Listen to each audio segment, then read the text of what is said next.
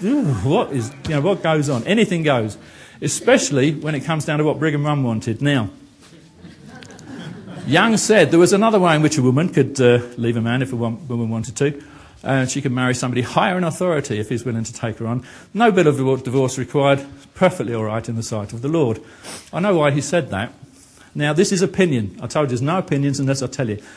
Young said the men were going off on missions, converting women, and if they're any good to them, marrying them and bringing them back. He said, look, chaps, don't do this. Bring them back so we can all have a look, share them out. I'm paraphrasing church history here.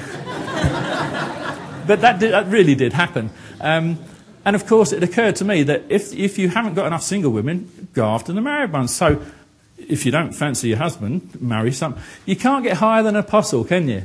Marry up in the priesthood. That's my phrase. I coined that. Marrying up in the priesthood. Well, that's what they did. So they'd send men on missions, and if they fancied one of the wives and she wasn't having a good time because she was about the fifth wife in a sequence and wasn't being looked after, come live with me, girl. Walk out of one home and into another. No divorce required. Now, just in case the church in 100 years' time when we're all dead, well, some of us might not be, but I will be, in case they try to say that was just more young rhetoric and it never happened, just like they do blood and blood atonement, which they pretend never happened, and yet it survived for decades through several successive prophets until Fielding Smith didn't like them and dropped them, although he was party to it all. TMD Volume 3, read that. In case they do that, there are people alive today that can testify that it happened, and at least one person is in this room, and that's my good friend and fellow author, Arthur Evans. Where are you, Arthur? Stand up. Arthur, stand up a moment. You'll all know Arthur. If you haven't got his book, The Keystone of Mormonism, pick it up. It's out there for you. Now, stay standing. Stay standing. Stay standing. Now, in Arthur Evans' book, almost in passing, he says that his own great aunt went to conference one day, married to one man, and went home married to an entirely different man, courtesy of a visiting apostle. Can you confirm that's true, Arthur?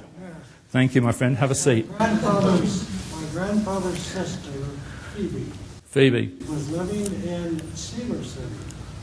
A general authority from Salt Lake came down and told her that the state president wanted her for his wife, and it was her duty to marry the state president. She went home with him.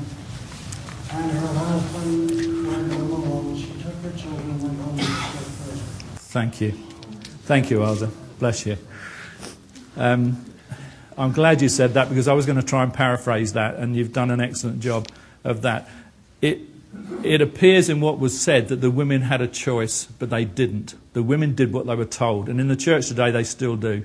Believe it or not. For those that don't believe it, you're probably a man.